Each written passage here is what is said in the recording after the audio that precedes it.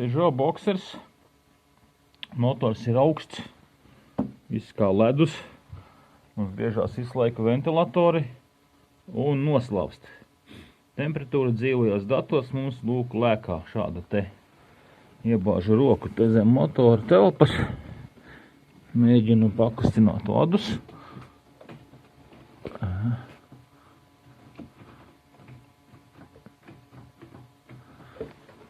Izskatās, ka apakšā te vadu bunti, kas nāk no motora uz ventilatoriem, ka problēmas ar vadiem.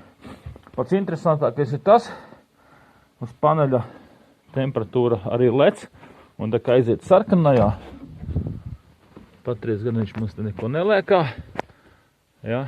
Bet, kad aiziet sarkanajā, motors noslāpst un neļauj tālāk darboties.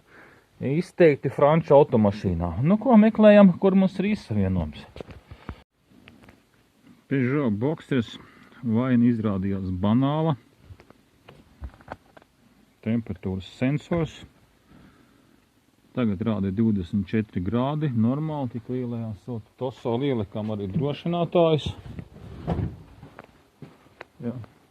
Vietā drošinātāji mums ir vietā, ventilatoriem un arī ventilatori mums negriežās.